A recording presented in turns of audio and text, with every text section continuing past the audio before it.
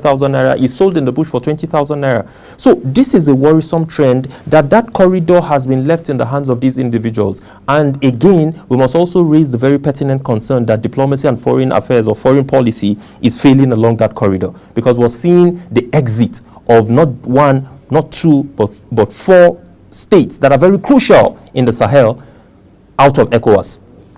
This exit is not very helpful. It is not going to salvage the situation, not security-wise, not economic-wise, and not otherwise. Prof, we are so much concerned because it looks the fragile condition of the country right now. When you look at the issue of economic hardship and all of that, may be aware of being so much of soft ground for this terror group, because you've also led allegations. I mean, you've also confirmed issues of recruitment process, of trying to get some of the northern people into this group. How do we speak to this fact, and also looking at the commitment of the Nigerian army, that those that feels they are not properly armed in terms of technology-wise to confront these guys, because it looks that these guys are powerful and they have some level of arms smuggling within themselves, and they also have a custody of some of this. But we'll discuss that once we are back from this break, as well as to get to know the efforts so far made by the government of the day. Do stay with us on the program.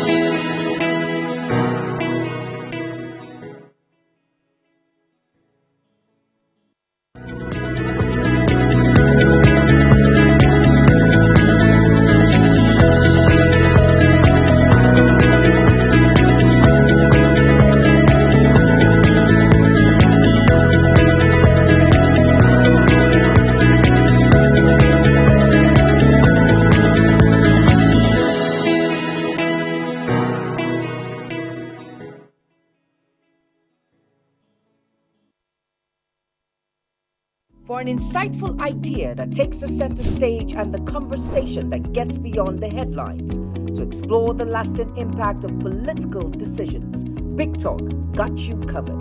From policy debates to geopolitical insights, from thought-provoking discussions to actionable insight. What is the real responsibility of government? Big Talk delves deep into the heart of the matter. Join us weekdays on Global Televisions from 6:30 p.m. for a reverting journey into the heart of politics, where we dissect issues shaping our society. Many thanks for still staying with us. We are still exerting the commitment so far in respect to the new terror group terrorizing some of the northern part of this country, which over 17 lives have been confirmed dead in respect to all of this attack. And there's a commitment from the National Security Advisor in combating this new terror group in the country. I still have a professor of international relations with us on the program. Let's get back to this issue, because the concern that, it's not a new group. They have been lingering around Niger and all of that. That those that are also having a consideration. If Niger have rejected democracy in respect to having a government of the day, and Burkina Faso is also the same. And these are neighboring countries, by the virtue of, being shareholders within the ECOWAS region.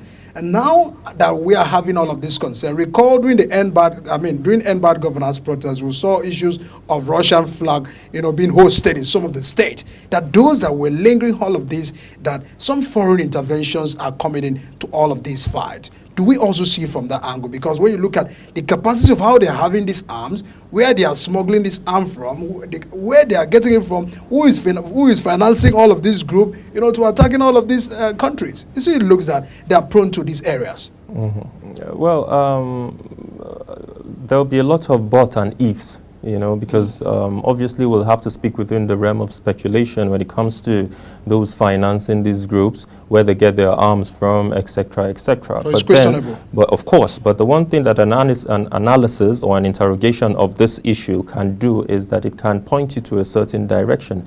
As far as the arms are concerned, I've just told you that when you go to Libya today, there is one RPG rifle to 5 families in Libya. That is how bad it is in Libya.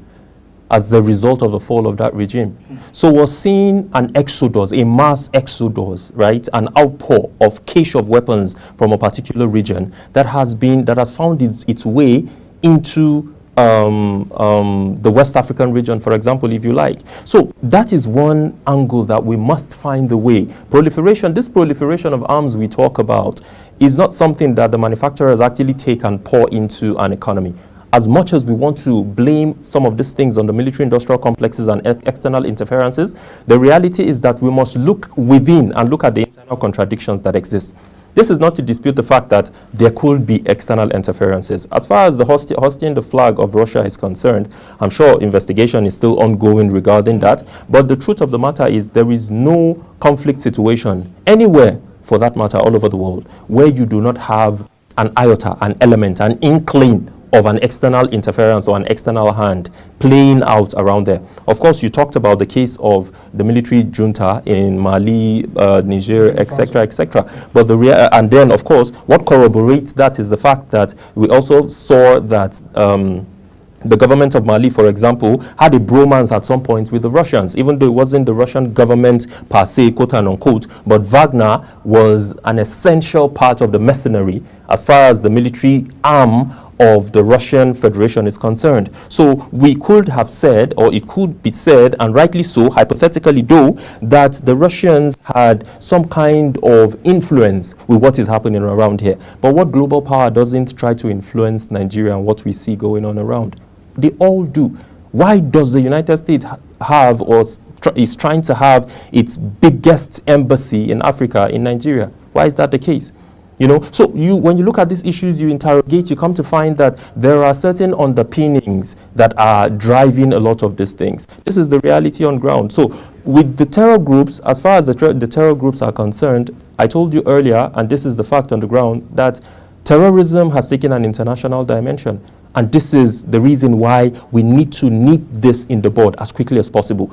Turning this to a talk shop and having the NSA come to speak to how, or he didn't talk about the how, but he did say that government is ready, or talked about the readiness of government to address the issue. But we need to go beyond that. We need to understand the theatrics. We need to begin to equip our army. We need to, most importantly, return back to address the issues around our national defense strategy. Very crucial. That's if we have one.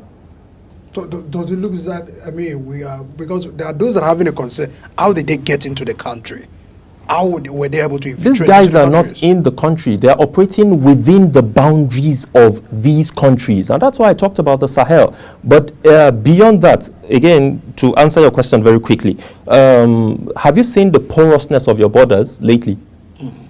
Your borders are absolutely porous. So the Border Community Development Agency needs to do more. The National Boundary Commission needs to do more. The Nigerian Immigration Service needs to do more, because your question is very potent and very, very crucial, and it requires answer. And these are the specialists. These are the people who have been put in charge. These are the people who taxpayers' money is put in their hands to ensure that these things are done. If we do not understand what happens around our border, if the Nigerian immigration comes to us and say, we don't even know who is who, as far as people who come into the country and leave the country are concerned, then it should be a matter of concern for us. Because as far as we know, protecting the territorial integrity of Nigeria is the responsibility of the armed forces. Where are they? So a lot more needs to be done. As far as blame, there's enough to go around.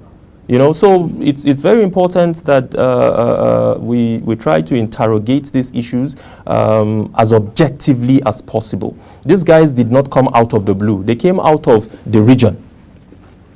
The formation is out of the region. And that's the reason why they are within the region. All right, let's speak on commitment, because it's already creating some fear, you know, and I mean, it's looking at effort of government. You know, they're trying to also undermine the effort of government by the virtue of launching an attack and also killing some of the Nigerians, you know, in some of these states that have been confirmed.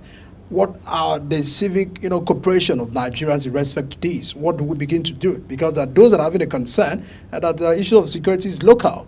and there's also the need to start localizing them, because you may say they are still shooting from behind the neighborhoods, but it may also surprise us as we're having on the program. There are some of them are living within the country, are living even close to us. They are living in our houses and all of that. So it requires, the local approach to this issue, and also maybe the technological advancement approach to all of this issue. What should be the involvement of Nigerians in all of this concern? Nigerians must begin to understand that security is everybody's business. See, when we sit and we talk about the security operatives aren't doing this and that, understand that security is at different stages. As far as the dimensions of security, it starts from the personal before it goes to the nation, before it goes to the continental, then before there's a global dimension to it.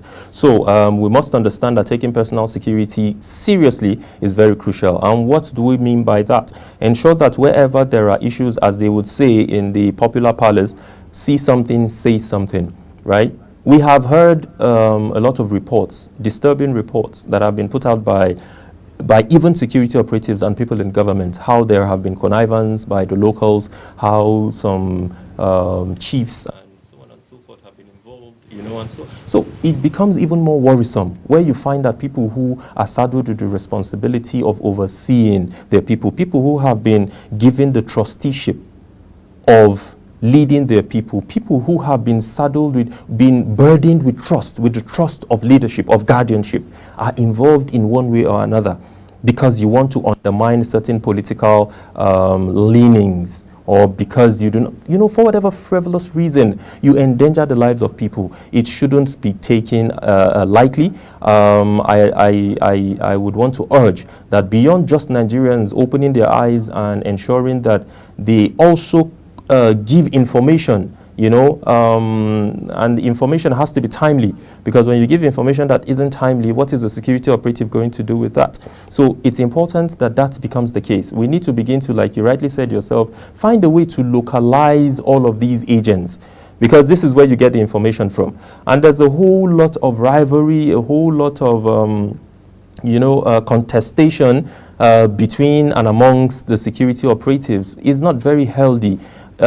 Sharing of intelligence, gathering and sharing intelligence is very crucial, because you're about achieving a similar or a single objective, which is the protection of lives and property. So when you begin to show some kind of resentment towards one another, it's not very helpful. When you refuse to share information, which is one of the things that happens within the security circle, when you refuse to share information, it's not very helpful. So all of these loopholes and lacunas need to be bridged for these issues to be addressed. And government needs to do a lot more. In the realm of the theory of frustration aggression, it dictates that wherever there's frustration, the outcome or the consequences of that is aggression.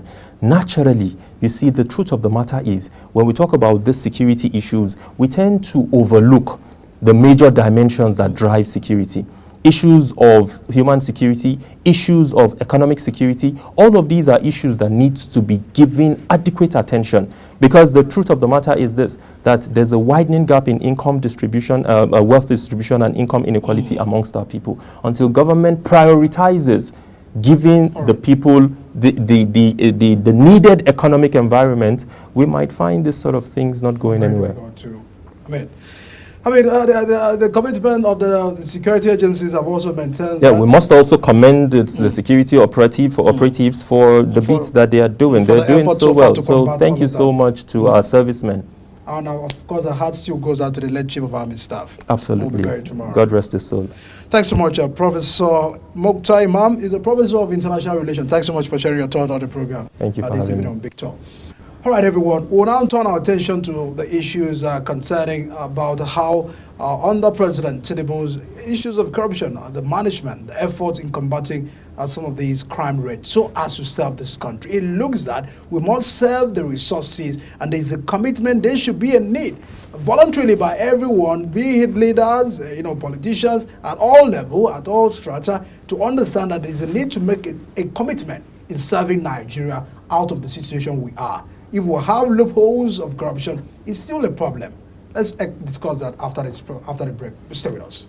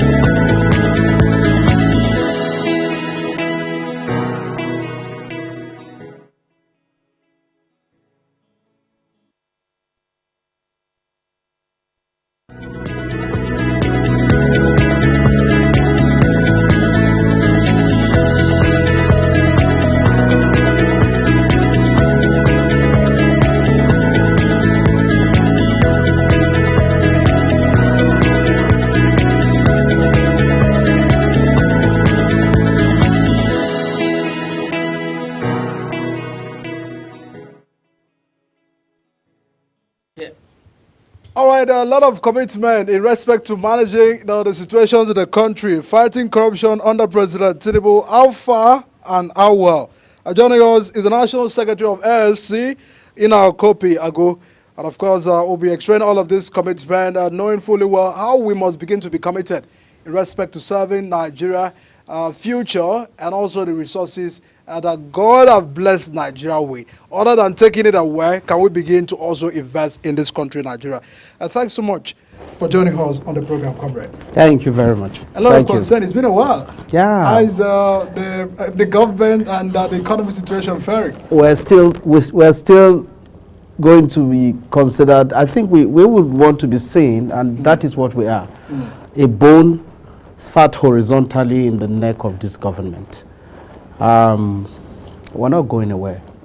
We cannot abandon our country in the hands of people who have shown the capacity to not care about how our people feel. And so it's important that... So all of the effort of government is not visible enough? It is not. Matter of fact, what has gotten better? Be honest. Yes, they will come on TV and tell you all the things. They have all the statistics of investment in respect to all of that, increasing, state allocation. But let's speak to the issue tonight. We've seen the EFCC boss making a lot of commitment in respect to handling issues of corruption. Last administration had it as their own agenda to fight against corruption in this country. And now, assess this 1 year, 2 years of government of President Tinubu. How far? I think we should start from the very beginning, when EFCC came to being. President Tinubu has not done anything, in my opinion, against taking action against state officials that have ruined the resources of this country and their state, various states of the Federation.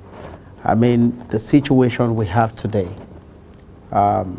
if you want to consider what this government would say they have done, I think they have only succeeded in telling us that the EFCC was set up for Yahoo boys, because you have bigger corrupt people who are roaming the streets with all the protection of state, and then small fries doing small crimes. And no crime is good, but you see people who have ruined the resources of their various state where they presided over, going around town with all the protection of state, and nothing is happening to them. That's not good enough. So if you ask me... Because of immunity of governors? Because those that also have a concern about that? That, in my opinion, is even criminal. You saw what the governor of Benue State did to the Attorney General, where some states came together and instituted a matter, the court, to challenge even the existence of the EFCC. I mean, I think they have gotten to a point where they just take the EFCC for granted. When people have that amount of resources in their hand and you don't make concerted effort to deliberately go into them and take it away from them, they're going to use it to fight the institution that is supposed to take them down. I mean, the EFCC has been around. If the setting up of the EFCC is not, it didn't start well, or it was not on a very good legal footing, I think what they should do is try and make it better and not try to take it out, which was what they attempted to do. And because of what the governor of Benue State did, he was like, man, the Attorney General didn't talk to me about it. He didn't brief me what he was trying to do, and joined matters with other people to try and force the EFCC out, and considering it, trying to get the court to understand that the EFCC is illegal. So I don't think anything has changed. This EFCC seem to be against a certain class of people, which are the Yahoo boys. It's a selective... selective justice is not good enough. We've seen former governor, former governor Obaseki now, former governor Okowa is down the run. Yes. You go to Kogi State, down the run. Yeah, so that those that feels that are speaking, that are making effort in combating that. Well, how do you explain? Yes, you are going after them, but I mean, the former governor of Kogi State has been in this country for how many months? You declared him wanted, went to court, got injunctions, did everything to try and lock him up, right? But in the course of all that, this man was in this country. You could not go after him. You could not arrest him. But you're looking at other people who are in the opposition and saying you're taking them in and locking them up. That's not good enough. It does not send a good message to people watching what is happening. I don't know if you get what I mean. So, but I don't think anybody seeing this would understand that the EFCC is doing. And in my opinion, I think they need to sit up. The EFCC cannot be for the opposition. Opposition government. To haunt people of the other opposition parties. I'm telling you, because before this government came to be, we had an EFCC chairman that came publicly to declare that a certain minister in this cabinet, a junior minister from one of the states, that they had filth on this man. The current governor of the state has also come out to say that, look, what the EFCC told you guys before is true. We have something against this guy, dirty filth. And what else do you need? Does that minister have any form of immunity? No, he doesn't. What stops you from calling him in and saying, look, this is what we have on you. Do you mind explaining? If they have sufficient evidence, prosecute him. I mean, it is one thing for the EFCC to decide, okay, we'll prosecute him. It is another thing for the president to decide to keep him on the cabinet. Out of the judiciary, because those that feel all of this prosecution is carried out in the courts. That is why we say that the judiciary also needs its own reform. All right, I'll be back to you in respect to that concern. Let's get to go on a very quick break. Be right back.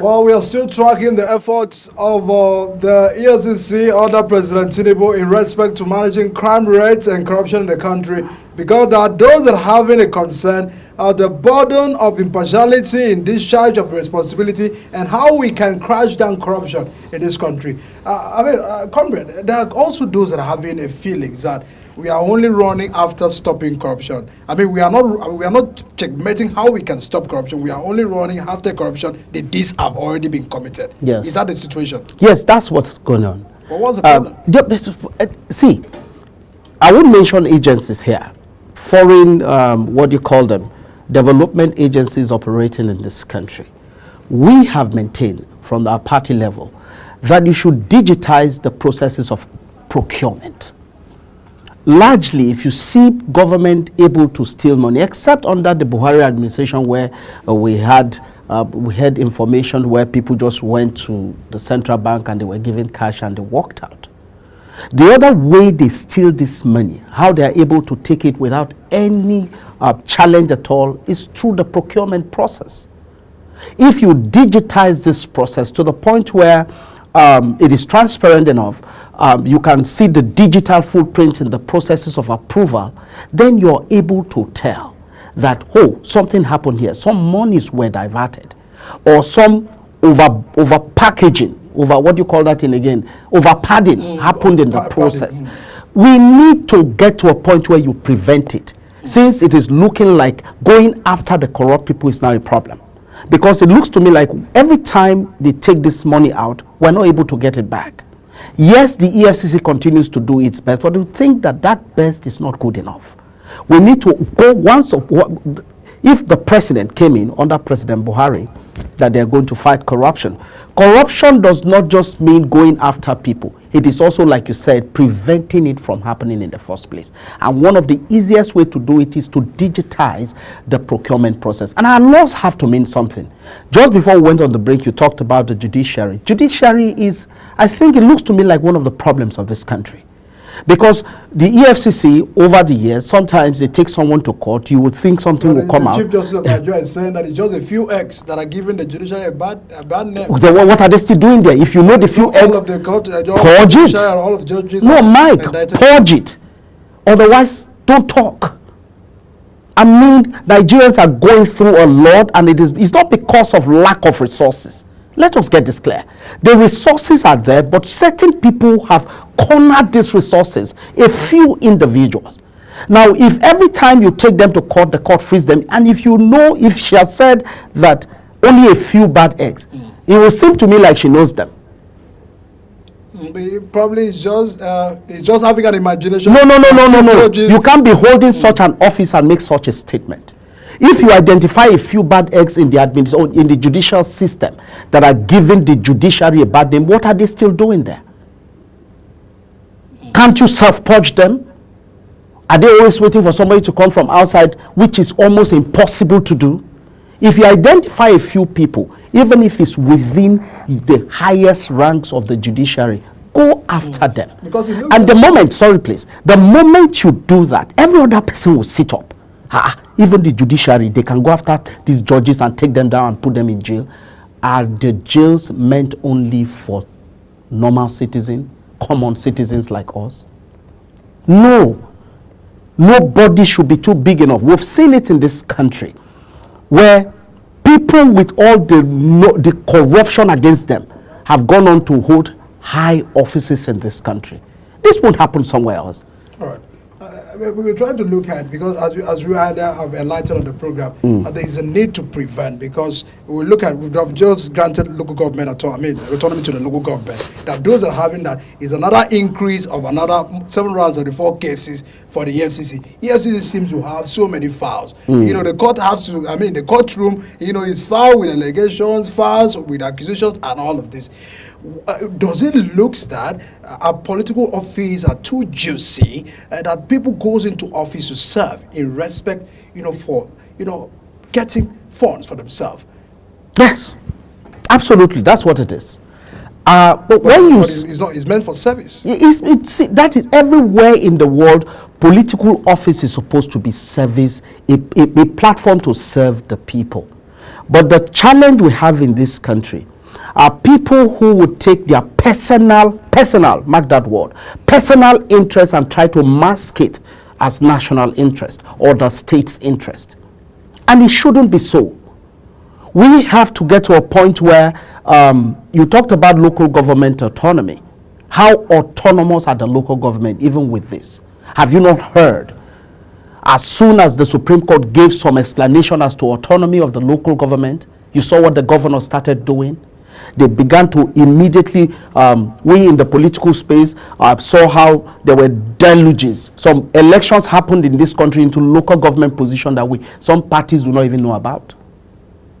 And once such elections happen, the ruling party in the state wins everything. It was a selection. And the essence of that is so as to comply with what the Supreme Court says. But how autonomous, how free are even the local government? So if you, with the outcome of this election, we cannot get enough financial autonomy? Trust me, we will not get it. The governor's sense of development, because the president and every day, the administration have a target to develop the locals. we have to run away from just assuming. We who are in the public space see this thing. But you share with the sentiment that addressing the issues start from the locals' development. I have told you, I have also said it on your program sometime, that local government elections, if you want the local government system to work, remove the conduct of elections from State Independent Electoral Commission. Because by their setup, it does not go, you cannot get anything credible from there.